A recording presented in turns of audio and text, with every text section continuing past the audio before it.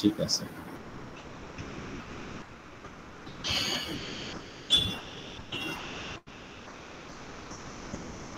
যাক, আজকে আমরা অ্যাডভান্স ক্লাসটার তৃতীয় অ্যাডভান্স ক্লাসটা আজকে নিতে যাচ্ছি। আমাদের উপস্থিত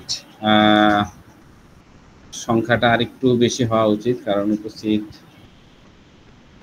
আরেকটু ভালো হওয়া দরকার। কারণ আমরা অ্যাডভান্স ক্লাস আপনাদের জন্য যে জিনিসগুলো দিতে যাচ্ছি, আমরা আশা করি আমাদের হাতে প্রায় 350 থেকে 400 ডিজিজের উপর সাকসেস প্রোটোকল আছে, যেগুলো বারবার ব্যবহার করে ডাক্তাররা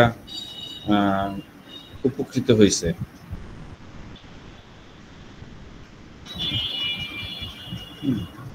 আমরা চাচ্ছি সেই প্রোটোকলগুলো ইউজ করে আপনারাও নিয়মিত রোগী দেখে সফল হন।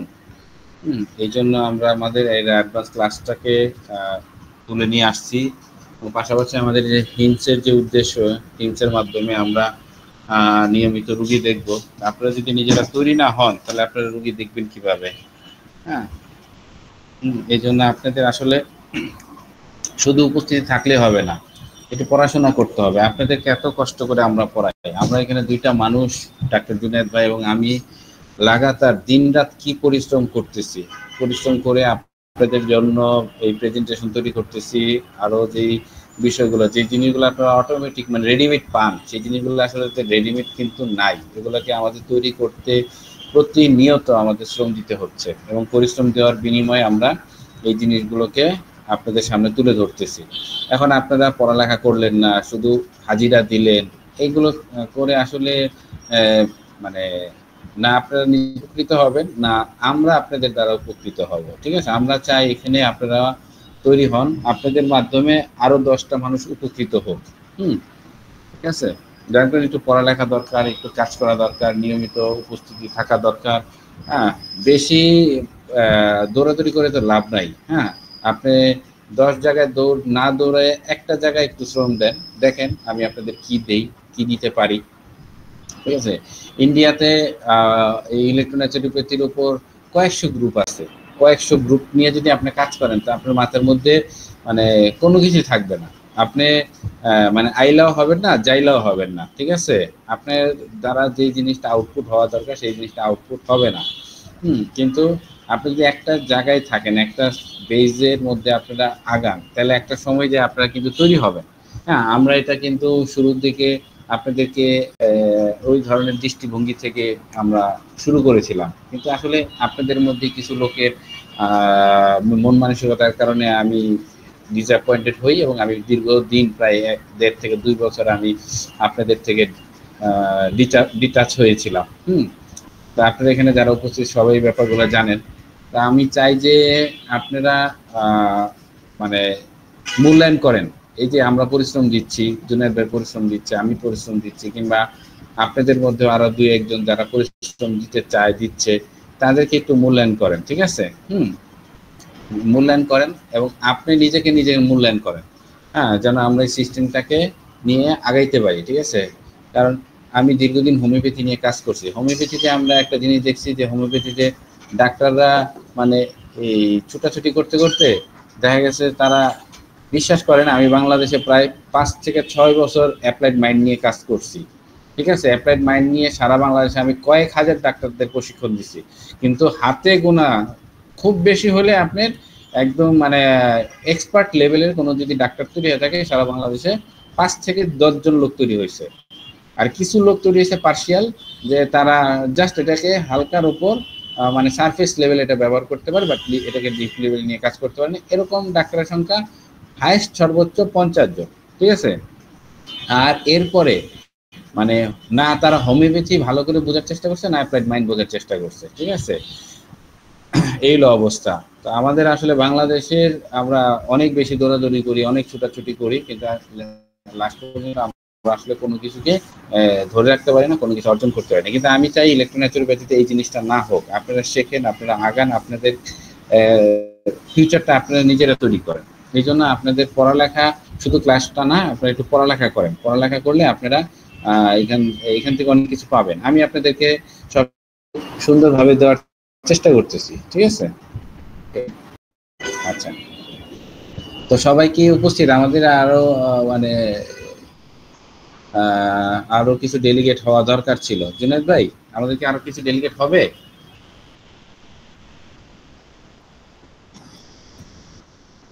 হ্যালো,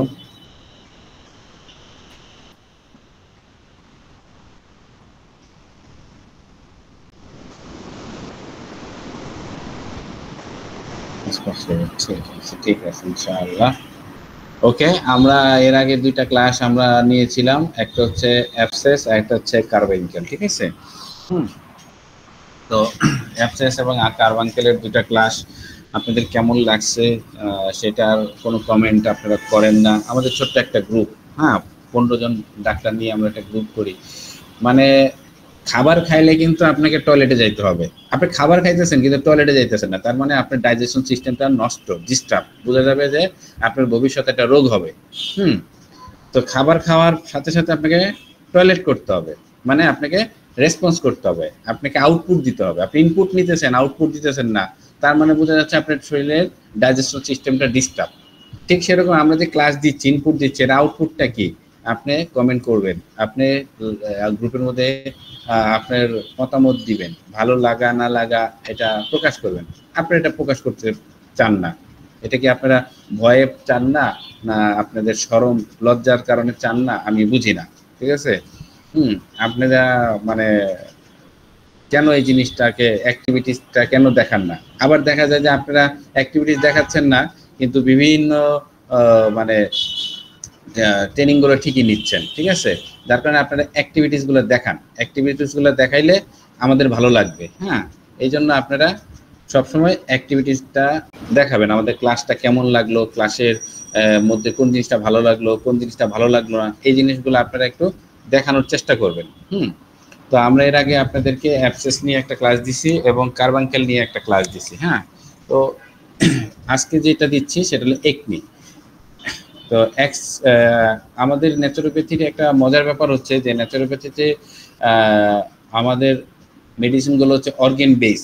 হ্যাঁ, যে আমাদের স্কিনে কোন মেডিসিনটা কাজ করে সেটা যদি আমরা বুঝতে পারি, আমাদের স্কিনের ডার্মিস লেয়ারে কোন মেডিসিনটা কাজ করে, ইপিডার্মিস লেয়ারে কোনটা কাজ করে, এটা যদি আমরা বুঝতে পারি, সেটা একনি হোক, অ্যাবসেস হোক, কিংবা আপনার কার্বানকেল হোক, তাহলে সেটা আমি মেডিসিনটাকে সহজে অ্যাপ্লাই করতে পারবো। হ্যাঁ, যেহেতু আমাদের ওষুধগুলো হচ্ছে অর্গান বেস।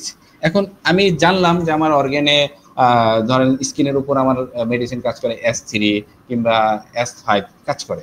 এখন S3 স্কিনের কোন অংশে কাজ করে, S5 স্কিনের কোন অংশে কাজ করে, সেটা আমি জানলাম, ঠিক আছে? যে এপিডার্মিস লেয়ারে আমার S5 কাজ করে, ডার্মিস লেয়ারে S3 কাজ করে, এটা আমি জানলাম, ঠিক আছে? আমাদের ওষুধ সম্পর্কে আমার একটা ধারণা হয়ে গেল যে আমার এই মেডিসিনটা কোন অর্গানে কাজ করে, বুঝলাম।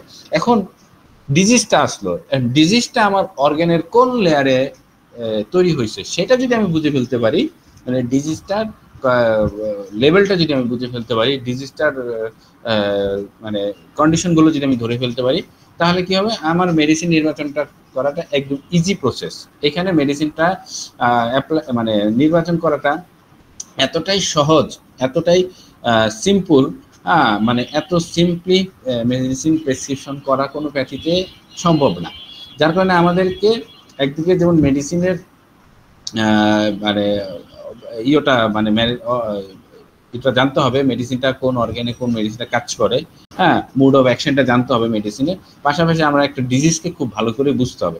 আমরা যদি ডিজিজটাকে না বুঝি, ডিজিজটাকে যদি আমরা খুব ভালো করে ফিল্টারিং না করতে পারি, তাহলে দেখা গেছে আমাদের মেডিসিন অ্যাপ্লাইটা ভুল হবে, আর ফলাফল হিসাবে কি হবে, আমাদের যেটা ফিডব্যাকটা আমরা আশা করি সেই ফিডব্যাকটা আসবে না, ঠিক আছে?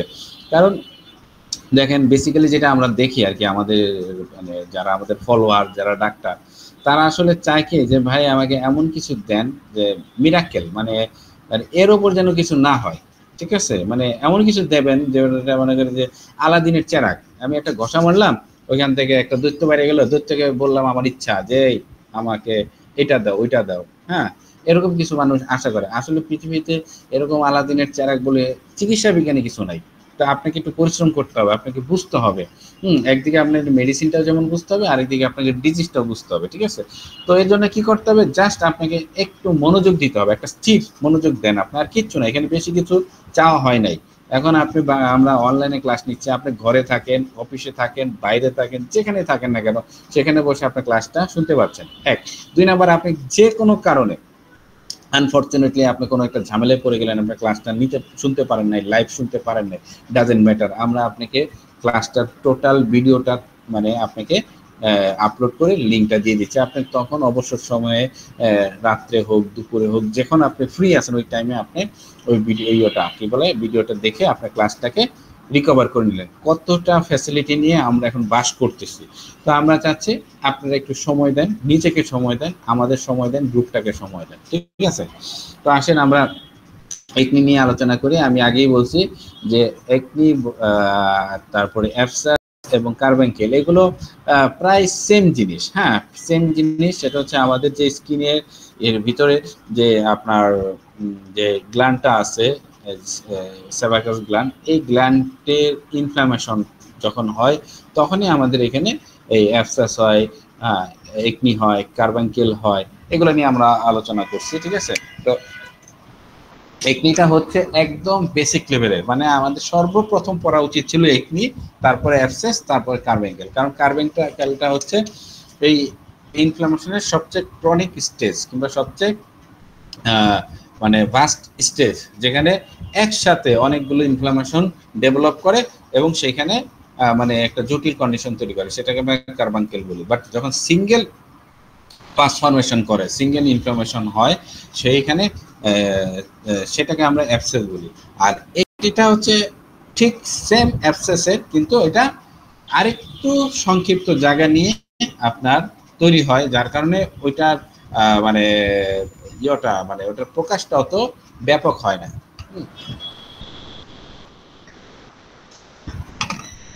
আবার একনি এবং অ্যাবসেস এই দুইটা জিনিস মানে প্রকাশের লোকেশনটাও ভিন্ন, যার কারণে যেমন একনিটা আসলে মূলত আমাদের কোথায় কোথায় হয়, এটা মুখের দিকে বেশি হয়। হ্যাঁ, মুখমণ্ডলে আমাদের এই একনিটা সবচেয়ে বেশি দেখা যায়। এরপর আবার পিঠেও দেখা যায় কিছু।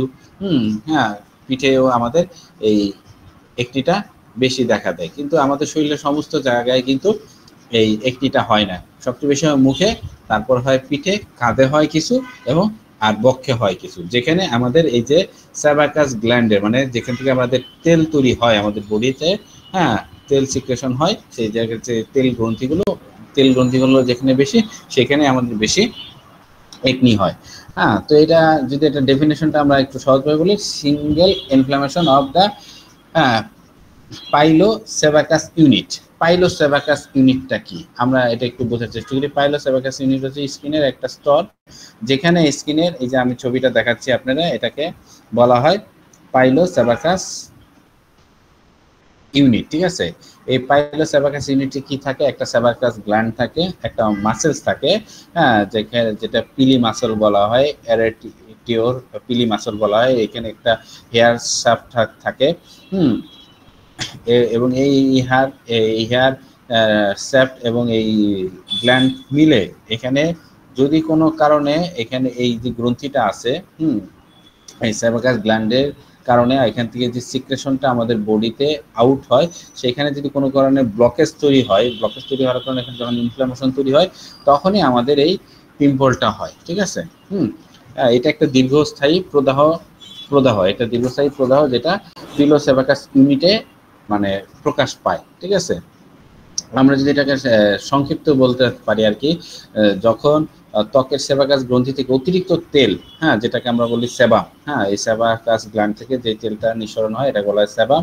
যখন অতিরিক্ত তেল নিঃসরণ হয় এবং এখানে আমাদের আমাদের স্কিনে প্রতিনিয়ত আমাদের স্কিন সেল মারা যায়, নতুন সেল তৈরি হয়। এই যে মৃত যে সেলগুলো আছে, মৃত সেলগুলো জমে এবং এটার সাথে কিছু ব্যাকটেরিয়া সংক্রামিত হয়, যার ফলে ওই চুলের যে ফলিকলগুলো আছে, সেই ফলিকলগুলো, চুলের গোড়ায় যে ফলিকলগুলো আছে, সেই ফলিকলগুলো ব্লক হয়ে যায়, ব্লক হয়ে ছোট বড় দানা তৈরি করে এবং সেখানে ইনফ্লামেশনের পুঁজ তৈরি করে, এবং পুঁজের কারণে সেখানে ছোট্ট একটা ফোড়া তৈরি হয়, ব্ল্যাক হেডস, হোয়াইট হেডস যেটাকে বলা হয়। ওইখান থেকে আমাদের এই একটির জন্ম হয়, যেটাকে আমরা সাধারণত একনি ভালগারিস বলে থাকি। ঠিক আছে, ব্রণটা যে হয় এটা একটা ছোট্ট একটা দানার মতন হয়, যেটা আমাদের মেডিকেল ভাষা বলা হয় কমেডন্স। ঠিক আছে, হ্যাঁ, এটাকে ছোট্ট দানা বা গোটার মতন বলা হয়। এছাড়াও আরো পাপুল, যেটা ছোট্ট লাল উঁচু একটা লেশন, যেটা একটা স্থানীয় প্রদাহ বলা হয়। পাশচুল দেখা দেয়, নুডলস দেখা যায়, কিংবা কোনো কোনো ক্ষেত্রে সিস্ট দেখা যায়। সিস্ট আপনারা জানেন, যেটা নরম পুঁজ ভর্তি, মানে একটু বড় আকার হয়ে থাকে, এটাকে আমরা সিস্ট বলি। কিন্তু নুডলগুলো কিন্তু শক্ত হয়, অনেক ব্রণগুলো হয় শক্ত। ঠিক আছে, স্পর্শকাতর, এবং এটা অনেক গভীর পর্যন্ত যায় এই লেশনটা তৈরি হয় এবং ফোলা থাকে। ঠিক আছে, তো এই জিনিসগুলো আমরা ব্রণের মধ্যে পেয়ে থাকি। ঠিক আছে, তো ব্র্যান্ডের যদি আমরা প্যাথোলজিক্যাল একটু দিকটা দেখে থাকি ব্রণের, হ্যাঁ, প্যাথোলজিক্যাল গুলো যদি দেখে থাকি, তাহলে দেখা যায় যে অতিরিক্ত তেল উৎপাদনের কারণে এবং ব্যাকটেরিয়ার আক্রমণের কারণে এখানে একটা লিপিড সমৃদ্ধ পরিবেশ তৈরি করে। একটা লিপিড, হ্যাঁ, এখানে একটা লিপিড মানে তেলের একটা পরিবেশ তৈরি করে, যেখানে মানে অতিরিক্ত মাত্রায়, হ্যাঁ হ্যাঁ, ফলিকুলারে হাইপার ক্যারাটাইন ক্যারাটিনাইজেশন যেটাকে বলা হয়, ক্যারাটিনাইজেশন তৈরি হয়, যার কারণে ওই যে ফলিকুলের মুখগুলো বন্ধ হয়ে যায়, বন্ধ হয়ে এখানে ছোট ছোট গোটা তৈরি হয়। ঠিক আছে, সেটাকে মাইক্রো কমেটস বলা হয়, মাইক্রো কমেটস তৈরি হয়, যার কারণে আমাদের এই ব্রণগুলা তৈরি হয়। এখানে যে ব্যাকটেরিয়াটা কাজ করে সেটাকে বলা হয় কিউটি ব্যাকটেরিয়া। হ্যাঁ, কিউটি ব্যাকটেরিয়া এখানে আক্রমণ করে, যার কারণে আমাদের এই একনিটা তৈরি হচ্ছে। ঠিক আছে, এটা হচ্ছে আমাদের আপনার একনির ডেফিনেশন। আমরা একনি বলতে এটাই বুঝি। আমরা যদি একনির কারণ সম্পর্কে বলি, যেখানে এক ধরনের ইনফেকশন হয় একটা ব্যাকটেরিয়ার দ্বারা, হ্যাঁ, সে ব্যাকটেরিয়ার নামটা আমরা এইমাত্র জানলাম, কিউটি ব্যাকটেরিয়া। হ্যাঁ, এটা প্রোপাইনিও ব্যাকটেরিয়ামও বলা হয় এর আগে। তো এই ব্যাকটেরিয়া ইনফেকশনের কারণে এটা হয়। তারপরে এটা বিভিন্ন সময় হরমোন যে ইনব্যালেন্স বলা হয়, হরমোনজনিত যে পরিবর্তনটা হয়, যেটা বয়সন্ধিকালে দেখা দেয়। হ্যাঁ, মাসিক চক্র যখন শুরু হয় তখন মেয়েদের শরীরে যে হরমোনের যে পরিবর্তনটা হয়, এই পরিবর্তনের কারণে এই পিম্পলগুলা তৈরি হয়। অনেক সময় গর্ভাবস্থাতেও আপনার এই পিম্পলগুলা তৈরি হতে পারে। হ্যাঁ, এবং পাশাপাশি যখন যাদের পিসিওডি কিংবা পিসিওএস বলা হয়, যেটা পলিসিস্টিক ওভারিয়াম সিনড্রোম বলা হয়, যখন পিসিওডি হয় তখনও কিন্তু আমাদের এই হরমোনাল ইমব্যালেন্সের কারণে হোক কিংবা পিসিওডির কারণে হোক আমাদের এই ব্রণের সমস্যাটা দেখা দেয়, যার কারণে পুরুষদের তুলনায় মহিলাদের ব্রণের প্রবণতাটা বেশি থাকে। ঠিক আছে, আর অতিরিক্ত তেল উৎপাদন হয়, যেটাকে আমরা হাইপার ক্যারাটাইজেশন বলা হয়। সেবাম যখন অতিরিক্ত সিক্রেশন করা হয়, অতিরিক্ত সিক্রেশনের কারণে আপনার এই ব্রণটা বেশি হয়। এবং যে ব্যাকটেরিয়াটা আছে, যে ব্যাকটেরিয়াটাকে বলা হয় প্রোপাইনো,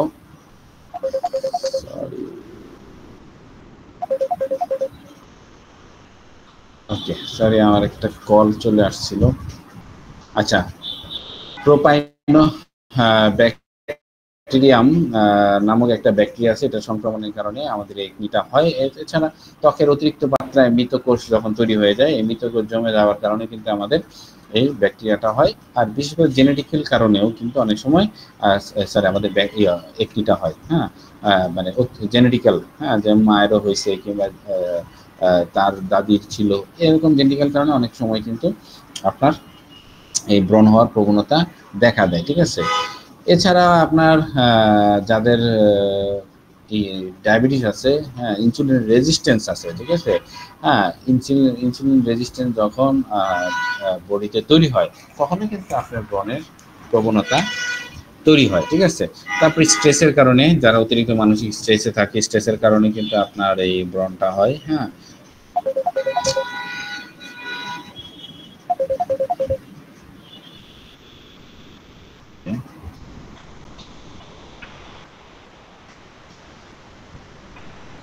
আচ্ছা, স্ট্রেস বলতে আমরা যে মানে একটা বয়সের সময় এসে আমাদের যে ইয়েটা হয়, কি বলে,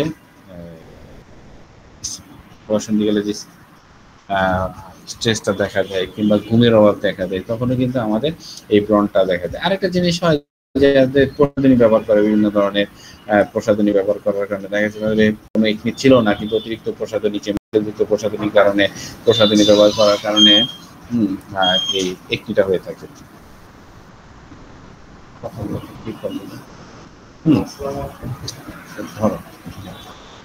হ্যাঁ, অতিরিক্ত প্রসাধনী ব্যবহার করার কারণে, বিশেষ করে অয়েলি যে প্রসাধনীগুলো আছে এগুলো ব্যবহার করার কারণে আমাদের এই একনি সমস্যাটা দেখা দেয়। ঠিক আছে, তো ব্রণ আসলে কোনো একটা একক কারণে হয় না, এটা একটা বহুমুখী সমস্যা, যেখানে একাধিক বিষয়গুলো কাজ করে, একসাথে কাজ করে এই ক্ষতগুলো সৃষ্টি করে। ব্রণের যে মানে মূল যে কেন্দ্রবিন্দু সেটা হচ্ছে পিলোসেবাসিয়াস ইউনিট। আমরা আগেই বলছি যেটা চুলের যে গোড়াটা আছে, ওখানে যে সেবাকাস গ্ল্যান্ডটা আছে, এটা নিয়ে গঠিত। এই ইউনিটের যখন কার্যক্ষমতা ব্যাঘাত ঘটে তখনই কিন্তু ব্রণটা তৈরি হয়। হ্যাঁ, কিন্তু সেক্ষেত্রে আমরা দেখি ব্রণের অন্যতম কারণ হচ্ছে আমাদের সেবাকাস গ্ল্যান্ডের মানে হাইপার অ্যাক্টিভিটি, যেটা তেলগ্রন্থির অতি সক্রিয়তার কারণে হয়ে থাকে। হ্যাঁ হ্যাঁ, ঠিক আছে, অনেক সময় থেকে অ্যান্ড্রোজেনিক হরমোনের প্রভাব থাকে, বিশেষ করে কিশোর অবস্থায় তেলগ্রন্থিকে অনেক বড় করে তোলে এবং অতিরিক্ত তেল উৎপাদন করে। এই তেলের কারণে কিন্তু ফলিকুলারগুলো ব্লকেজ হয়ে ব্যাকটেরিয়ার মানে আক্রমণের একটা উপযোগী পরিবেশ তৈরি করে ফেলে, যার কারণে আমাদের এই ব্রণের সমস্যাগুলো বেশি বেশি দেখা দেয়। তো এটিওলজিগুলো আমরা যদি একটু দেখি, এই কারণগুলো এইভাবে কারণগুলো এটাই হয়ে থাকে। আমরা যদি একটু ব্রণের টাইপ নিয়ে আলোচনা করি, ব্রণগুলোর মানে টাইপ, কি ধরনের ব্রণ আমাদের সচরাচর হয়ে থাকে, এটাকে প্রথমত আমরা মানে ব্রণ বলতে যেটা সাধারণ ভাষায় বলছি সেটা হচ্ছে একনি ভালগারিস। একনি ভালগারিস আমাদের খুব সাধারণ একটা ব্রণ, যেটা আমাদের কিশোর এবং তরুণদের মধ্যে বেশি দেখা দেয়। আর এই অবস্থাতে ব্রণগুলো হয়। ব্রণ আসলে বয়স্ক রোগীদের ক্ষেত্রে ব্রণ তেমন হয় না, কিশোর কিশোরীদের ক্ষেত্রে বেশি হয়, এবং এটাকে আমরা একনি ভালগারিস বলে থাকি। এটা প্রধান বৈশিষ্ট্য হচ্ছে যে এটা ছোট্ট করে দানা দানা তৈরি হয়। পাস্তুল নুডলস, নুডলস কিংবা সিস্ট এর সমন্বয় হয়ে থাকে। আর এইগুলো আসলে কিশোর কিশোর বয়সের মুখে বেশি হয়ে থাকে, কারো কারো পিঠে এবং বক্ষে দেখা যায়, কারণ এইসব এলাকার মধ্যে তেল গ্রন্থিগুলো বেশি থাকে, সেবাকাস গ্ল্যান্ডগুলো বেশি থাকে, যার কারণে ওই সকল স্থানে যখন ব্রণগুলো হয় সেটাকে আমরা একনি ভালগারিস বলে থাকি। এছাড়া আরেকটা ভালগারিস, আরেকটা একনি আমরা দেখে থাকি, সেটার নাম হচ্ছে কাংলো বাটা, একনি কাংলো বাটা। একনি কাংলো বাটা, যেটা এটা হচ্ছে মানে একনি ভালগারিসেরই একটা রূপ, কিন্তু এটা একটু ক্রনিক স্টেজে চলে যায়। ঠিক আছে, এতে আপনার যে গোটাগুলো আছে, দানাগুলো আছে, একটু বড় বড় হয় এবং প্রদাহযুক্ত হয়, এবং এটার যে নোডুলগুলোতে প্রদাহ থাকে বেশি, এবং কখনো কখনো এটা অ্যাবসেসের মতো দেখা যায়। মানে ব্রণগুলো দেখতে মানে অ্যাবসেস, মানে ছোট ছোট একটা অ্যাবসেস। আমি একটু দেখাই, এই যে দেখেন, ঠিক আছে, মানে মনে হচ্ছে যে ছোট ছোট ফোড়া হয়ে গেছে প্রচুর। ঠিক আছে, এই যে মনে হয় যে প্রচুর ফোড়া হয়ে গেছে। এরকম যখন ভয়াবহ ভয়াবহ অবস্থা ধারণ করে, তখন আমরা এটা একনি কাংলো বাটা ধরে নিতে পারি। ঠিক আছে, এইসব প্রচুর এইসব পরবর্তীতে এটা একটা দাগ তৈরি করে ফেলে। এবং এটা পুরুষদের মধ্যে বেশি দেখা যায়, সবচেয়ে বেশি এই ধরনের ব্রণগুলো। খুবই মানে মারাত্মক লেভেলের। এটা পুরুষদের মধ্যে দেখা যায় এই ব্রণগুলো। আমরা ব্রণের যদি আরো একটা টাইপ দেখি, সেটা হচ্ছে একনি ফালমিনান্স। এটা একটা বিরল ধরনের হয়, এটা আকস্মিক এবং তীব্র থাকে, এবং এটা হঠাৎ করে একটা ব্যথাযুক্ত এবং আলসারযুক্ত হয়ে থাকে, এবং এটা মানে এই ব্রণের সাথে আমাদের শরীরে কিছু সিস্টেমিক লক্ষণ থাকে। ঠিক আছে, সিস্টেমিক লক্ষণ যেটা আমরা সাধারণ অ্যাবসেসে পাই না, কিন্তু কার্বাঙ্কেলে পাই। সেই সিস্টেমিক লক্ষণগুলো কি থাকে? জ্বর থাকে, দুর্বলতা থাকে, জয়েন্টে পেইন থাকে, এই ধরনের মানে আমাদের যে ইমিউনিটি সিস্টেমটা আছে, ইমিউনি সিস্টেমের একটা মানে ইমিউনি সিস্টেমটা আক্রান্ত হয়েছে, এই ধরনের কিছু সিস্টেমিক লক্ষণ তৈরি হয়। ঠিক আছে, একনি ফালমিনান্সে।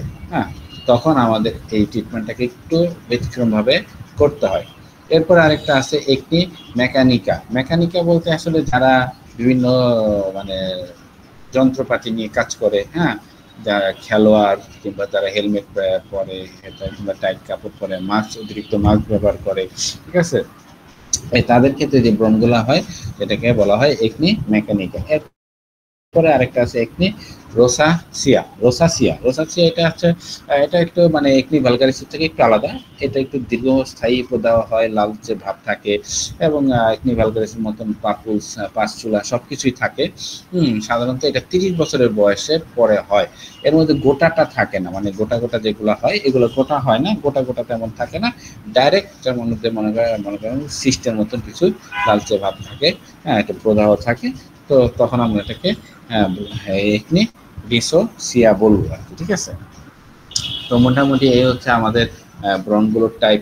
তো ব্রণগুলোরে আমরা আসলে অন্যভাবে যদি আমরা একটু বিবেচনা করি টাইপটাকে নিয়ে, তো ব্রণগুলো যেমন black head, white head. Black head বলতে হচ্ছে যারা মানে লোমকূপগুলো খোলা খোলা থাকে এবং এটার কারণে এখানে কালো দাগ হয়।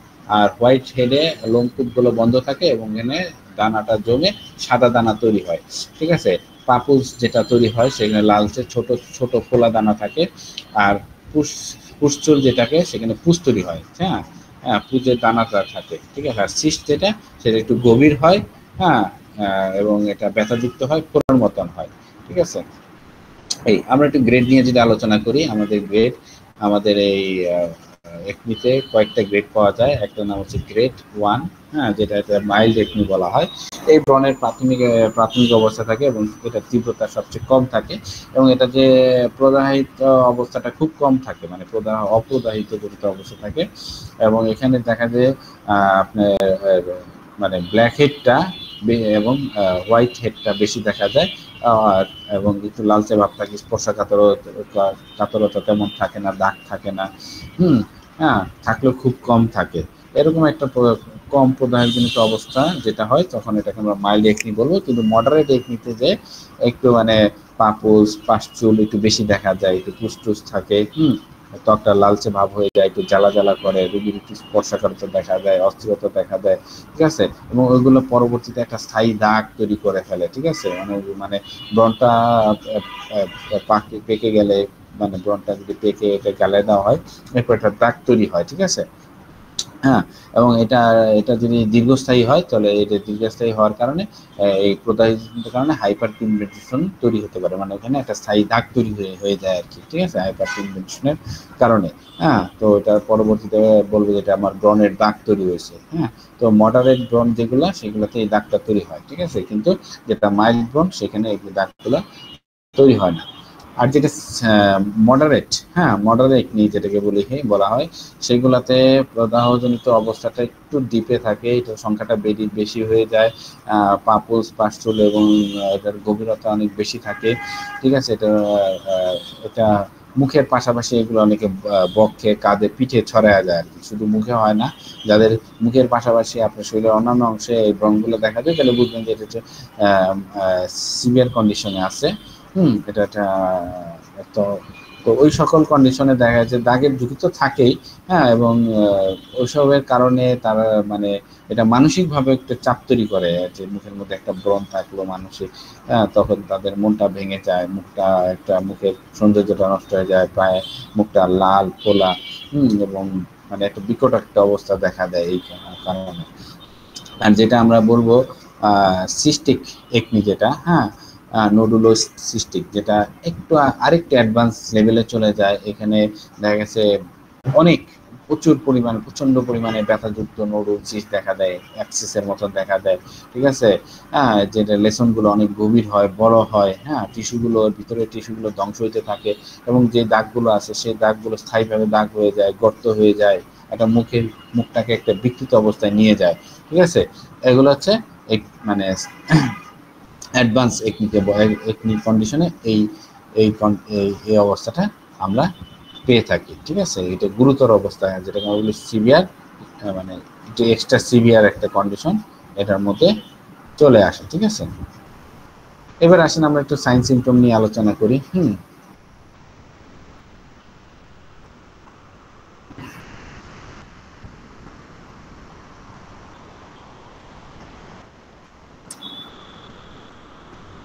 আচ্ছা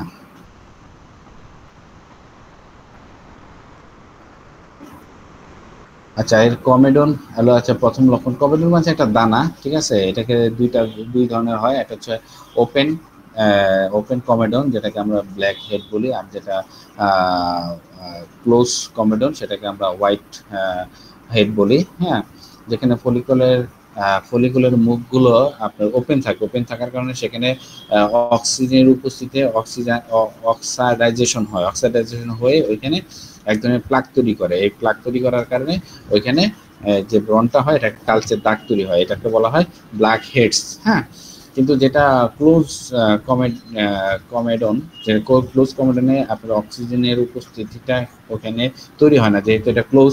হ্যাঁ, যার কারণে ওইখানে অক্সিডাইজেশন না হওয়ার কারণে ওই ব্রনগুলো সাদা সাদা সাদা হয়, তাদের রঙগুলো হালকা সাদা মতন হয়ে থাকে। ঠিক আছে, এটা হচ্ছে আপনার প্রথম লক্ষণ কমেডনসের। এরপরে আছে প্যাপুলসটা হচ্ছে কি ছোট লাল উঁচু একটা লেসন, ছোট লাল উঁচুটা লেসন। হ্যাঁ, এটা মূলত মানে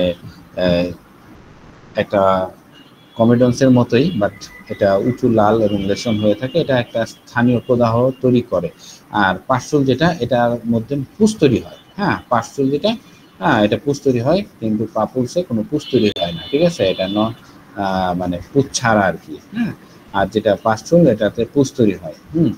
আর যেটা আমরা নোডল বলবো, নোডলস যেটা, সেটা সেখানে দেখা যায় এটা শক্ত হয়, স্পর্শকাতর হয়, এবং এটা অনেক গভীর পর্যন্ত এটা চলে যায় নুডলস। আর সিসটাও এরকম অনেক বড় হয় এবং নরম হয়, এটার মধ্যে প্রচুর পুষ থাকে। ঠিক আছে, এই লক্ষণগুলো আমাদের ব্রণের মধ্যে পাওয়া যায়। এবং ব্রণের যে সাধারণ যে লক্ষণগুলো, লালচে ভাব থাকে, পোলা ভাব থাকে, একটু উষ্ণতা থাকে। হ্যাঁ, এবং প্রদাহজনিত পরবর্তী অবস্থায় একটু দাগ পড়ে, হাইপার পিগমেন্টেশন করে।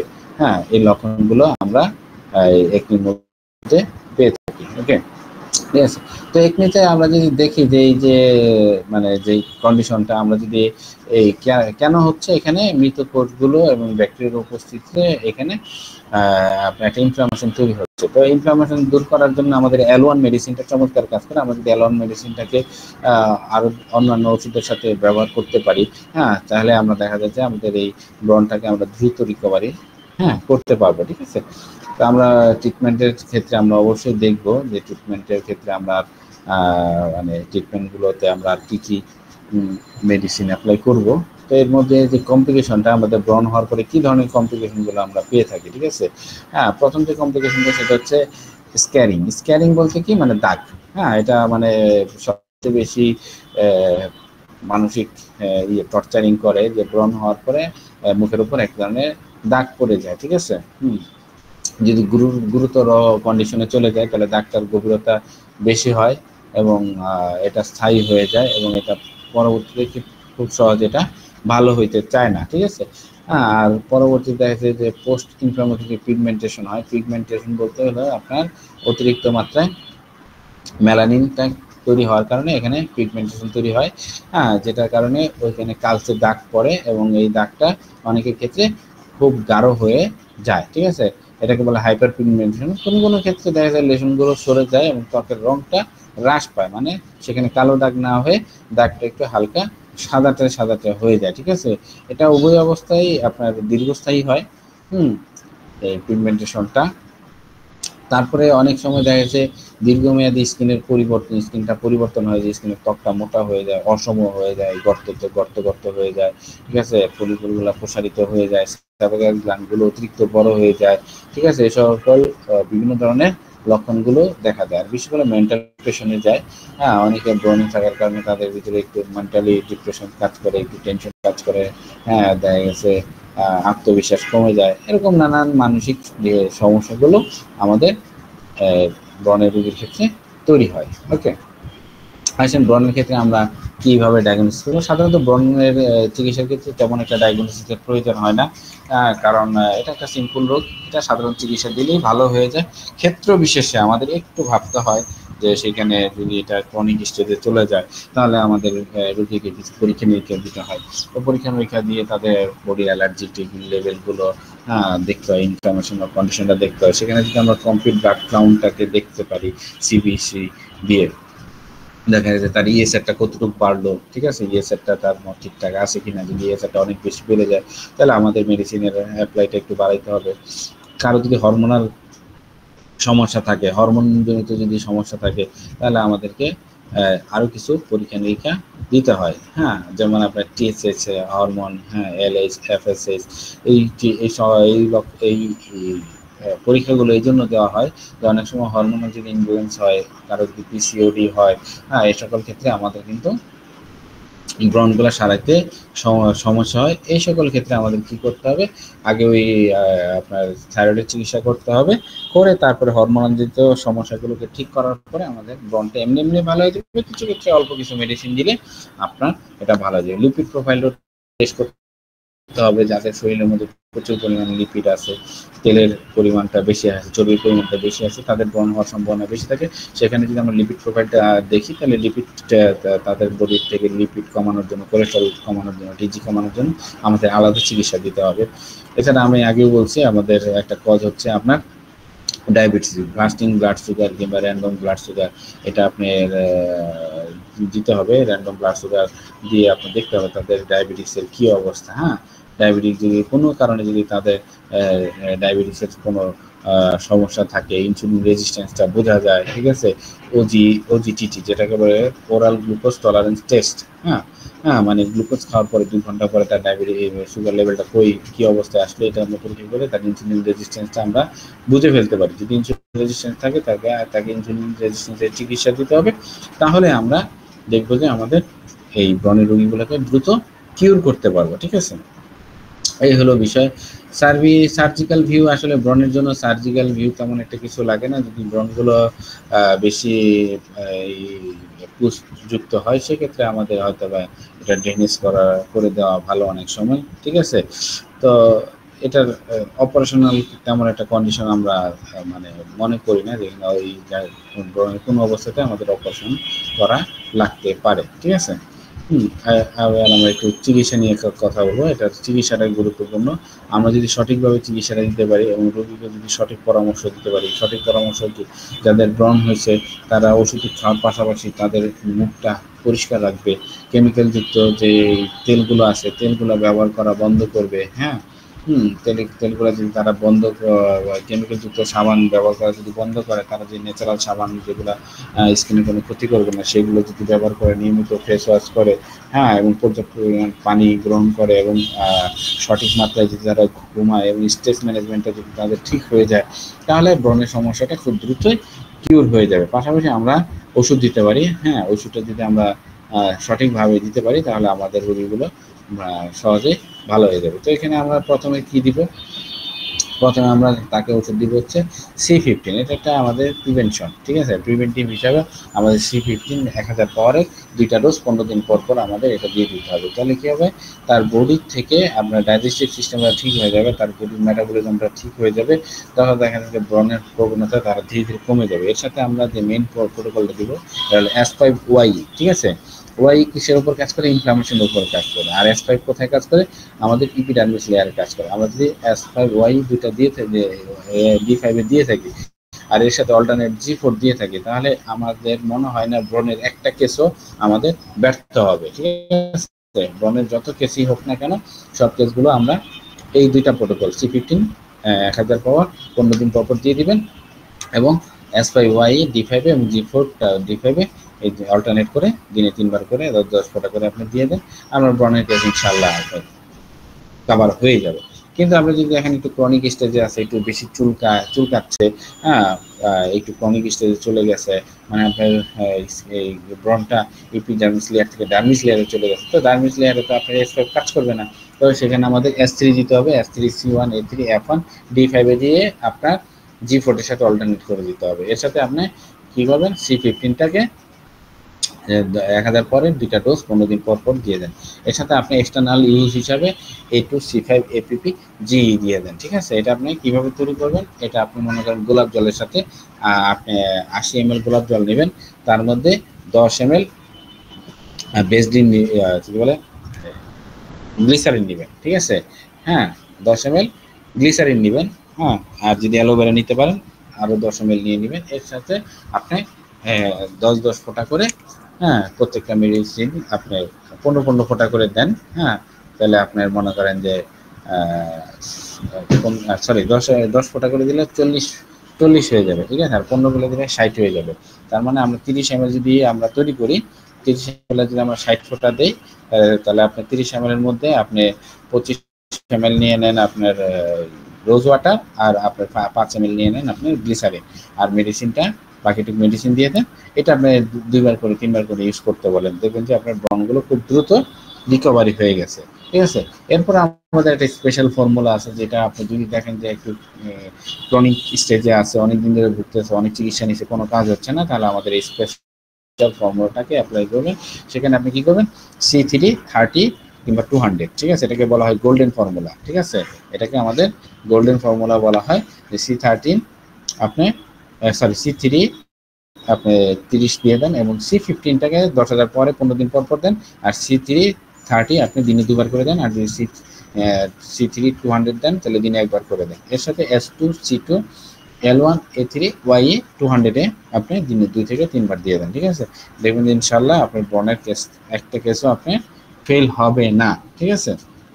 তারপর আমি স্পেশালি একটা ফর্মুলা দিয়ে দিচ্ছি, যেটাকে আমাদের গোল্ডেন ফর্মুলা বলা হয়, যেটা যদি আপনারা প্রয়োগ করেন ব্রণের ক্ষেত্রে, আপনার ব্রণ এটাকে যদি আপনারা মনে করেন যে বানিয়ে রাখেন, প্রত্যেকটা রোগীর ক্ষেত্রে যদি আপনি এই ফর্মুলাটা অ্যাপ্লাই করেন, আশা করি আপনার কোনো রোগী, ব্রণের কোনো রোগী আপনি ফেল হবে না। সেটা S5 C5 A2 S3 C3 A3 এবং F1 S2 APP।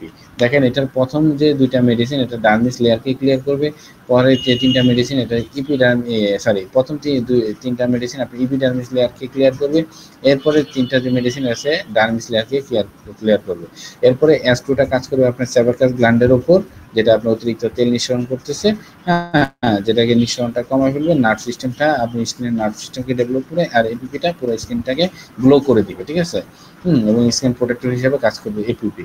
তাহলে আপনি এই ফর্মুলা যদি দিয়ে দেন, এই ফর্মুলাটাকে আমরা বলা হচ্ছে একনি গোল্ডেন ফর্মুলা। এই একটা ফর্মুলাই আপনি অ্যাপ্লাই করলে আপনার মানে ব্রণের রোগী ইনশাল্লাহ একটাও ফেল হবে না।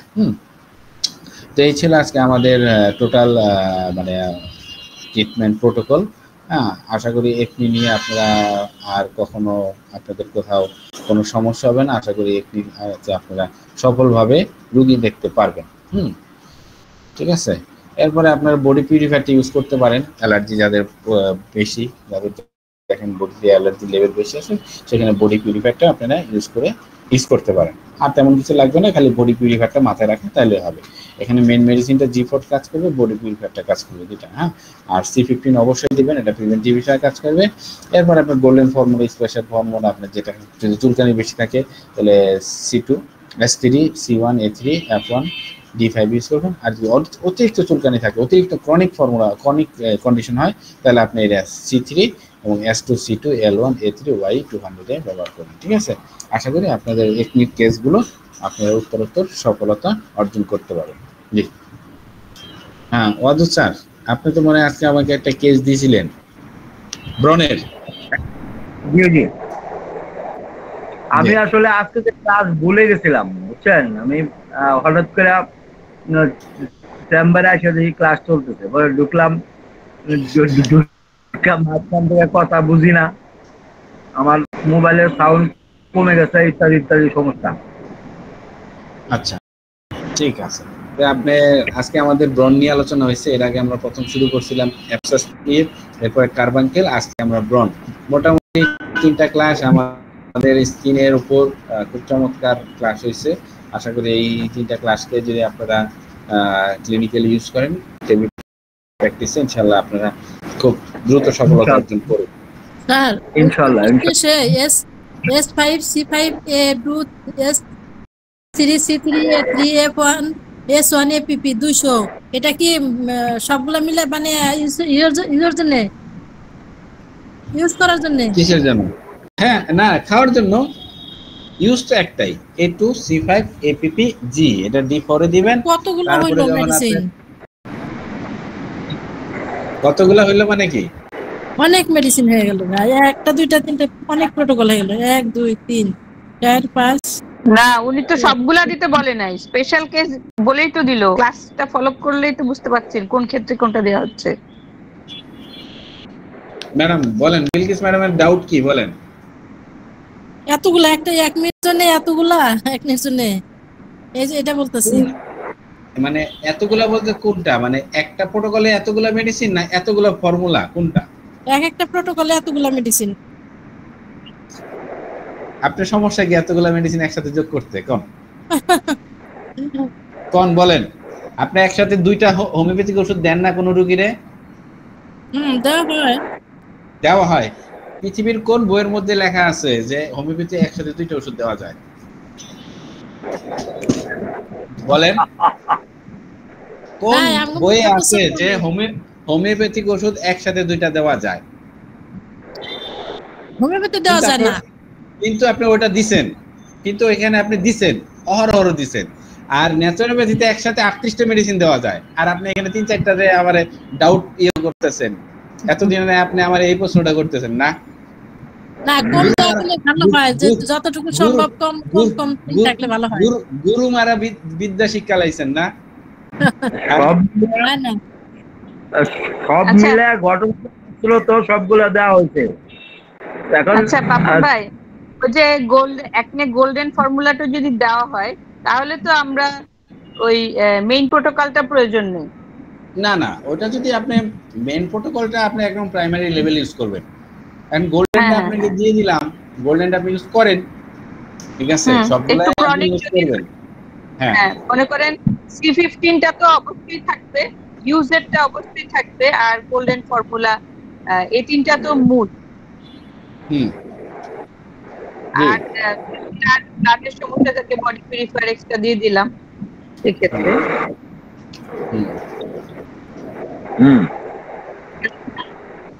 পরবর্তী ক্লাসটা কিসের উপরে হবে এটা স্যার বলতে পারতেছি না, মানে আগে বললে একটু পড়াশোনা করে প্রিপারেশন রাখতাম।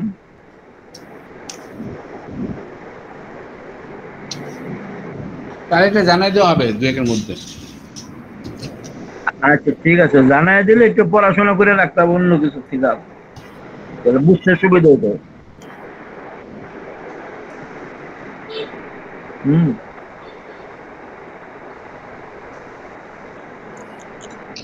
সব ওষুধ কি গ্লোবুলিনে দেওয়া যাবে? দিতে পারেন। 5টা করে দিনে 2 বার খেলো, মানে 200 তো, বা এভাবে করে। আমি যে আজকে টেস্টটা দিলাম, এটা কি বম ছিল না ফোড়া? স্যার, ব্রন আর ফোড়া খালাতো ভাই মামাতো ভাই একসাথে থাকতে পারে। এটা বংশগত, কিন্তু বংশগত বাবারও হয়, মারও হয়, দাদার হয়, দাদির হয়, সবারই এরকম হতো।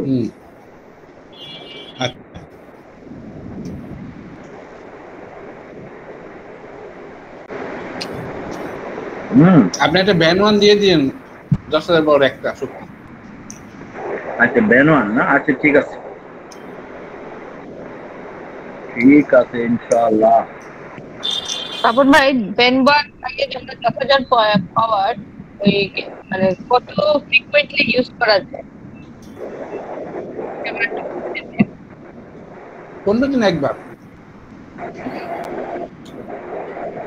15 দিনে? আচ্ছা, সপ্তাহে 2 দিন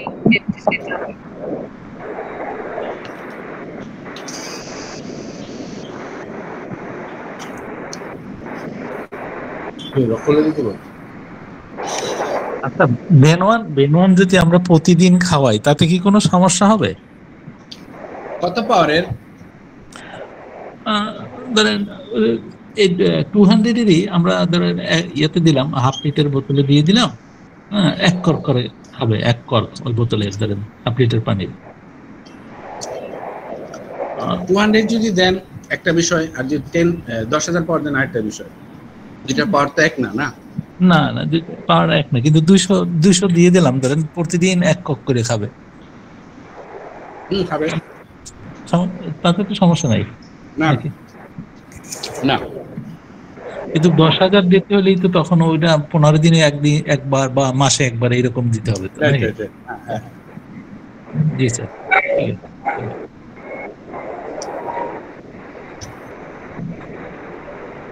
জুনায়েদ ভাই,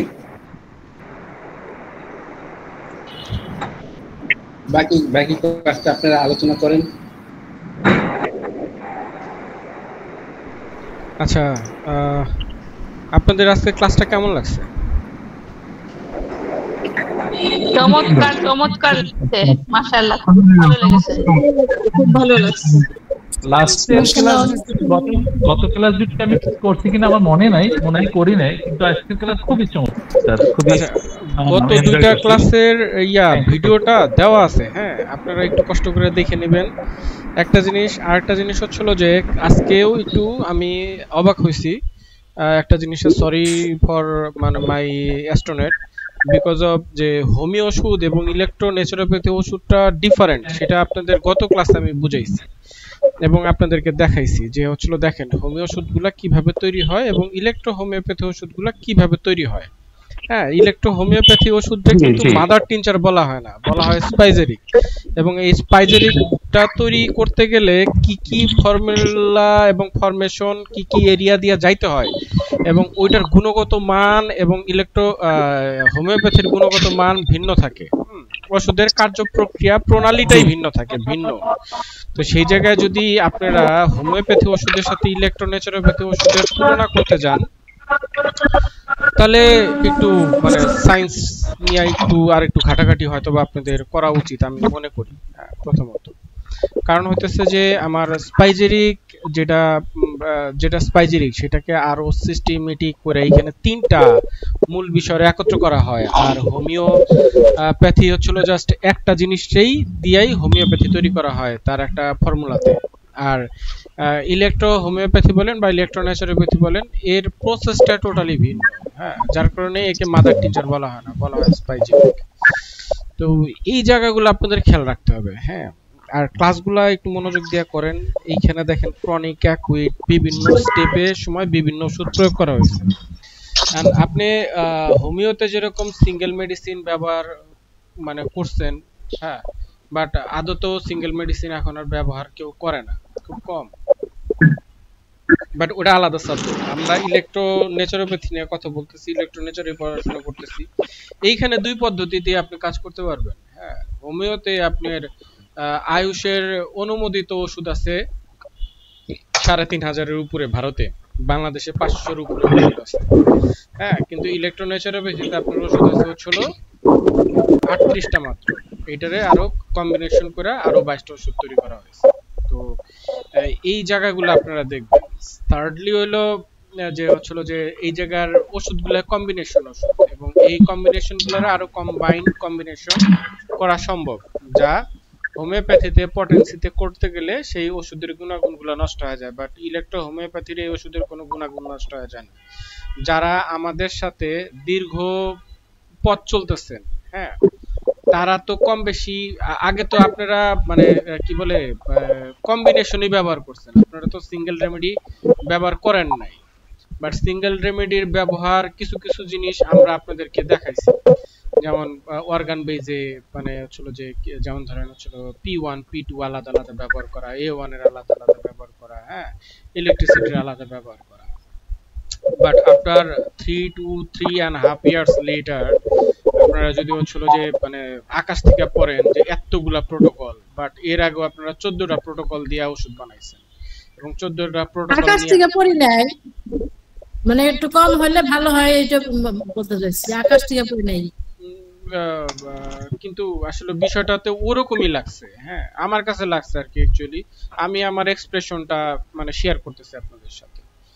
এইখানে অনেক বিষয় আছে, সেই জিনিসগুলোকে আপনারা বুঝতে হবে। আর যে জায়গায় আপনি পারবেন না সেই জায়গায় আপনি একটা মেডিসিন। এখানে তো আপনাকে আমরা না জুনায়েদ ভাই, এখানে তো আমি ফর্মুলা আরেকটা দিছি। এখানে আমি একটা ফর্মুলা দিছি S5Y দিয়ে দিবে, দুইটা দিয়ে আমরা আপনি S5 কোথায় কাজ করবে, ডার্মিস লেয়ারে কাজ করবে, Y ইনফেকশনের ব্যাকটেরিয়ার উপর কাজ করবে। ঠিক আছে, দুইটা মেডিসিন দিয়ে D5।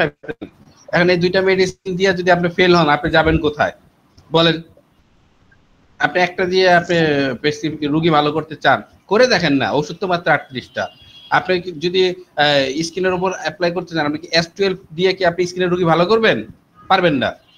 S11 দিয়ে ভালো করবেন? পারবেন না, কারণ S11 স্কিনের উপর কাজ করে না। স্কিনের উপর কাজ করে কি S3 কিংবা S5। তাই আপনি S3 দিবেন না S5 দিবেন? একটা মেডিসিন অ্যাপ্লাই করতে চান, করে দেখেন না আপনি পারেন কিনা। এর সাথে আপনি একটা ইলেকট্রিসিটি ব্যবহার করতে চান, তাও করে দেখেন পারেন কিনা। আপনি কখন এখানে S5 C5 A2 S3 C3 A3 F1 S2 FPP একসাথে এতগুলো 8টা মেডিসিন কেন অ্যাপ্লাই করবেন? আপনি সিঙ্গেল করে দেখেন, আপনি করে দেখেন, আপনি যদি রেজাল্ট পান সমস্যা তো নাই। যদি রেজাল্ট না পান তখন কোথায় যাবেন? হ্যাঁ বলেন।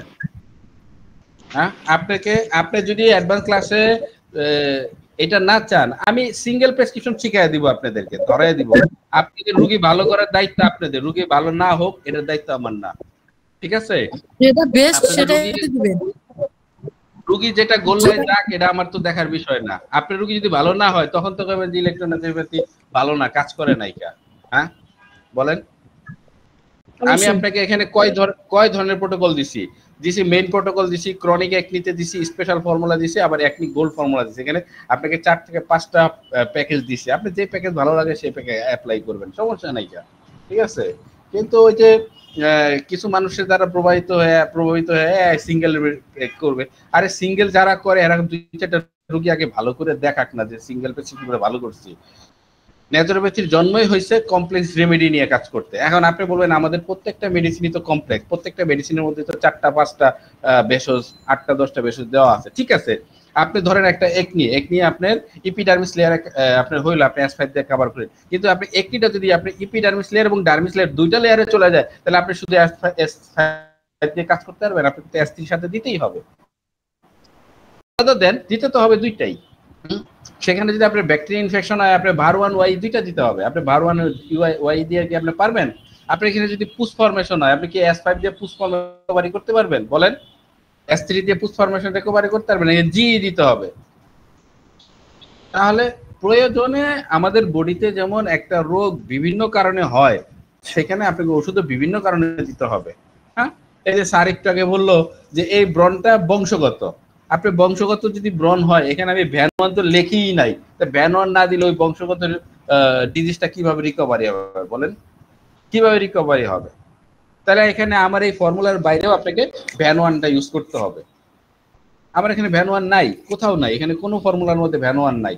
তাই বলে কি আপনি ভ্যান-1 দিবেন না? অবশ্যই দিবেন। বংশগত হলে তো দেওয়াই লাগবে। হ্যাঁ, আমাদের ইলেকট্রোনেফ্রোপ্যাথিতে একটা মেডিসিন আছে যেটা জেনেটিক্যালি কাজ করে, সেটা হচ্ছে ভ্যান-1। কারণ একনি যদি জেনেটিক্যালি হয়, কারণ আপনি কি প্রমাণ করতে পারবেন যে একনি জেনেটিক্যালি হয় না? বলেন, প্রমাণ করেন এটা যে একনি জেনেটিক্যালি হয় না। এটা জেনেটিক্যালি বেশি হয়। তাহলে আপনি ভ্যান-1টা কেন ইউজ করবেন না? মাথা নষ্ট করেন না, নিজের মাথাটা নিজে নষ্ট করেন না, লগে আমগো মাথাও নষ্ট করেন না। আমরা যেটা দিতেছি এটা বেস্ট, ঠিক আছে? এটা বেস্ট দিতেছি, বুঝছেন? স্যালুট আমি জানাই। না করলে এত কিছু হতো না তো, আমি স্যালুট হতো না আপু, ক্লিয়ার অনেকবার করছি। হ্যাঁ, স্যালুট জানাই আকাশ ভাইরে। কেন স্যালুট জানাই জানেন? উনি আমার একদিন কোশ্চেন করছিল, তো আমি ম্যাটি সাহেবের বই থেকেই আমি দেখায় দিছি যে ম্যাটি সাহেব স্বয়ং নিজে 7 থেকে 8টা মেডিসিন হচ্ছিল যে, এবং উনার বইয়ের ভিতরে আছে 7 থেকে 8টা মেডিসিন একসাথে উনি বাহ্যিক প্রয়োগ করতেছে। তো এই যে মেডিসিনের মানে কার্যক্ষমতা আপনি সিঙ্গেলি দেন, আজকে মানে সকালে এটা দিলেন, দুপুরে এটা দিলেন, বিকালে এটা দিলেন, রাত্রে এটা দিলেন, তো আমার বডির ভিতরে বডির ভিতরে যে মেডিসিনগুলো ঢুকে বাহ্যিক প্রয়োগে আপনারাও 4-5টা মেডিসিন অ্যাড করছেন। তাহলে এই যে 8-10টা মেডিসিন আমার স্কিনের বাইরে এবং হচ্ছে এক্সটার্নাল এবং ইন্টারনাল 10টা মেডিসিন আপনি প্রয়োগ করছেন। ম্যাটির বই নিজেই ম্যাটি হচ্ছিল লেখা গেছে, উনি 10টা মেডিসিন প্রয়োগ করছে। তো বডির ভিতরে এই 10টা মেডিসিন ঢুকে নাই, এবং ওই কার্যক্ষমতা কি একদিনে শেষ হয়ে গেছে তার? 2 ঘন্টা পরে সকালে যেটা দিচ্ছেন এটা দুপুরে কাজ করবে না, দুপুরে যেটা দিচ্ছেন এটা রাত্রে কাজ করবে না, রাত্রে যেটা দিচ্ছেন এটা আর সকাল পর্যন্ত কাজ করবে না। ভাই, একটা খাবার যদি আমরা খাই সেটা আমাদের পেটের মধ্যে 72 ঘন্টা থাকে। খাবার সাথে সাথে আমরা পায়খানায় যাই না, যে খাবার সাথে সাথে যা খাইলাম সেটা চলে গেল। আর ওষুধ তো এটা পোটেন্টেজ মেডিসিন, এটা আমাদের ব্লাডে থাকে। তো আমি যখন এই লজিকটা দিছি স্যার, তখন হচ্ছিল যে আমাদের যে আকাশ ভাই আছেন, হ্যাঁ, ইনি এটা খুব মানে লজিক্যালি এবং সায়েন্টিফিক্যালি নিছে, এবং উনি যে এই জিনিসটা এত দ্রুত ক্যাচ করছে, মানে আমি এর জন্য তাকে স্যালুট জানাই যে উনি জিনিসটা বুঝতে পারছে। আমি যতই কিছুই প্রয়োগ করি না কেন, আসলে বডিতে এটা যে সিঙ্গেল থাকে না। হ্যাঁ, এখন মানে মার্কেটিং প্রসেস ডিফারেন্ট, ভাই আমাদের এই জিনিসগুলো বুঝতে হবে, বুঝতে পারছেন? এই জিনিসগুলো যদি আমরা বুঝতে পারি, ঠিক আছে, ওকে ভাই। এবং হচ্ছিল যে ধরেন যে লেকচারার, যে মেন্টর, সে কি বলতেছে এই জায়গাতেও আমাকে বুঝতে হবে। উনি 1 2 3 4 5 6 ধরনের ব্যবহার শিখাইছে, যে উনি সিঙ্গেল মেডিসিনও দিছে, যে আপনি C15 1000 আপনি 15 দিন পর পর 2টা করে ডোজ দেন। এটা দিয়ে যদি আপনি ভালো করতে পারেন, ওকে ফাইন। এটা যদি ভালো না হয় তাহলে আরেকটা জিনিস করতে পারেন, সেটা হচ্ছে S5Y টা আপনি ব্যবহার করেন, এর সাথে G4 টা দেন। হ্যাঁ, G4 টা আপনি দুপুরে দেন, রাত্রে দেন, বা S5Y যেটা আছে সেটা আপনি দুপুরবেলা সকালবেলা দেন। এটাতেও যদি ভালো না হয় তারপরে আরেকটা, এরপরে যদি ভালো না হয় শেষ হচ্ছিল 6 নাম্বার বলছে এটা গোল্ডেন প্রোটোকল। আপনি এই প্রোটোকলটা ব্যবহার করলে সবগুলো উপরে 5টাই মিস হবে, কিন্তু এটাতে যায় আর মিস হবে না আপনার। ঠিক আছে, অভিজ্ঞতা টেবিল প্র্যাকটিসে আমাদের হচ্ছিল এই জিনিসগুলো বাড়বে। হ্যাঁ, দিন শেষে আমি একটা রুগীর উপরে এই 5টা জিনিস প্রয়োগ করলে রুগী আমার কাছে থাকবে না। হ্যাঁ, আমি যখন দেখবো যে 3-4টা রুগী হারা গেছে, তখন লাস্টের প্রোটোকলটা যদি আমার 4-5টা রুগী থাকে, তখন আমি কি করব? আমি কি আর ওইদিকে চিন্তা করব? এটা আমি বানায় রেখে দিব যে আমার তো ব্রণের রোগী তো আসেই, ওর সাথেই জাস্ট হচ্ছিল বংশগত কিনা, তাহলে ভেনো ওয়ান অ্যাড করে দিলাম। হ্যাঁ, তার হচ্ছিল যে কি করে কয় পরজীবীর আক্রমণে হইতেছে কিনা, তাহলে বার 2টারে এক্সটার্নাল দিলাম, অথবা বার 1টারে এক্সটার্নাল ইন্টারনাল দিয়ে দিলাম। এই জিনিসগুলাই বুঝছেন তো, এই জিনিসগুলো দেখতে হবে। কথার ফুলঝুরি দিয়ে অনেক কিছু করা যায়, কিন্তু শুধু কথায় চিরা ভিজে না বাস্তবে। দুঃখিত এতগুলো কথা বলার জন্য, বাট হচ্ছিল যে মানে আমার কাছে মনে হইলো যে আমি জিনিসগুলো আরেকটু ভাঙিয়ে আপনাদের কাছে, তাই আমি বিষয়গুলো বলছি। তো যদি এই নিয়ে যদি কারো কোনো মনে কষ্ট থাকে, অবশ্যই ক্ষমা সুন্দর দৃষ্টিতে দেখবেন। আর দ্বিতীয়ত হচ্ছিল যদি কোনো আর এক্সেস কোনো কোশ্চেন থাকে, আপনারা কোশ্চেন করতে পারেন, অবশ্যই আমরা আপনাদের কোশ্চেন এর অ্যানসার দিতে চেষ্টা করব।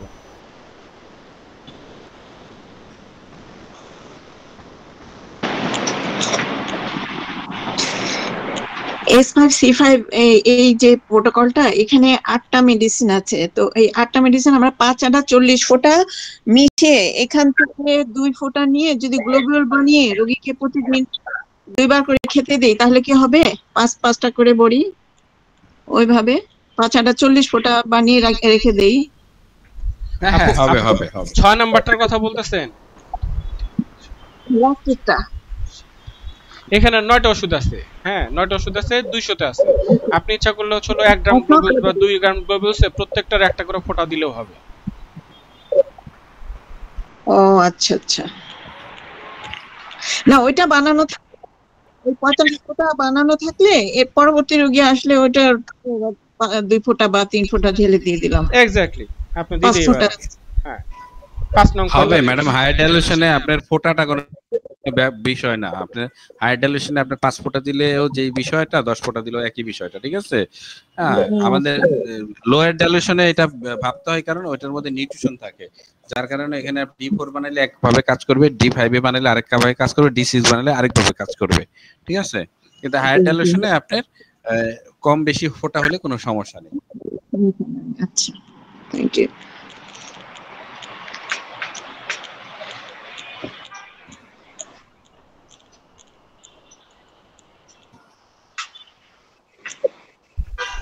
আর কেউ কিছু বলবেন না করলে তাহলে আজকের মতো ক্লাস আমরা এখানে সমাপ্ত করব। প্রথমে আমরা আসলে রোগীটাকে প্রথম 2টা ফর্মুলা দেই, C15 আর ওই দ্বিতীয়টা। এতেও যখন দেখবো সিভিয়ার কন্ডিশন, কাজ হচ্ছে না, মানে একদম চুলকাতে চুলকাতে রক্ত বের হয়ে যাচ্ছে, এরকম অবস্থা, তখন আমরা লাস্টের প্রোটোকলটা দিব। এরকম কি আমরা চিন্তা করতে পারি, নাকি প্রথমেই আমরা যে অবশ্যই পারি না, আমরা যে কোনো স্টেজে আসুক আমরা লাস্টের ফর্মুলাটা দিতে পারবো, নাকি সিভিয়ার কন্ডিশন হইতে হবে?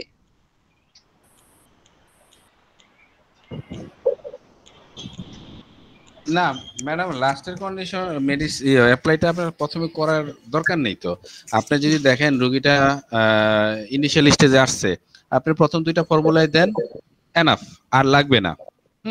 কিন্তু দেখা যায় তার মধ্যে অনেক চুলকানির প্রবণতা বেশি, চুলকাচ্ছে, ব্লাড যাচ্ছে, তাহলে আপনি সেখানে ব্লাডটা তো আর এপিডার্মিস লেয়ারের কোনো ফাংশন নাই, ব্লাডটা যে বের হচ্ছে এটা ডার্মিস লেয়ারের ফাংশন, কারণ ওইখানে আপনার ব্লাড ভেসেল গুলো থাকে, তাহলে আপনাকে ন্যাসিরি দিতেই হবে, ঠিক আছে? S3C1 A3 যখন দিবেন তার ওখানে আপনার চুলকানিটা কমে যাবে, ব্লিডিংটা বন্ধ হয়ে যাবে, ঠিক আছে?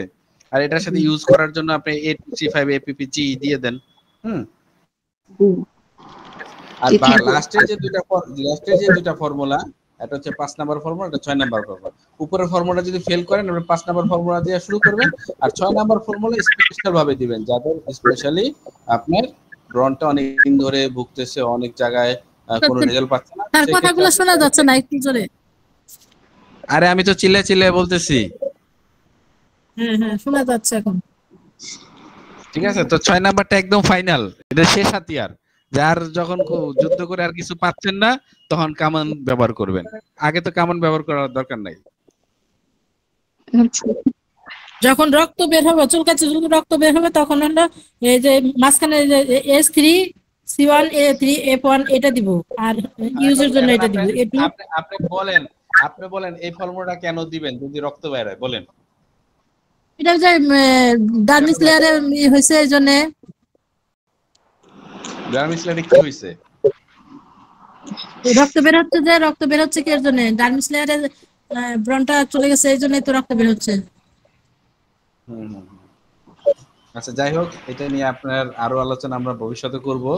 হ্যাঁ, আমাদের অ্যানাটমি গুলো আরো ভালো করে শিখতে হবে, ভালো করে বুঝতে হবে। আমরা অ্যানাটমি গুলো যখন আরো ভালো করে বুঝবো, আমাদের ডিজিজ লেভেলটা আরো ক্লিয়ার হয়ে যাবে। হ্যাঁ, ওকে, ঠিক আছে জুনায়েদ ভাই, আজকের মতো ক্লাস শেষ করতে পারি ইনশাআল্লাহ। জি, আরো কারো কিছু জানার আছে আপনারা জিজ্ঞেস করতে পারেন। আর কিছু জানার নাই, সবাই লিভ নিয়ে নিছে, আমরা ইনশাআল্লাহ লিভ নিয়ে নিই। হ্যাঁ, ওকে, তাহলে সবাইকে ধন্যবাদ জানিয়ে আজকে শেষ করতেছি। আসসালামু আলাইকুম।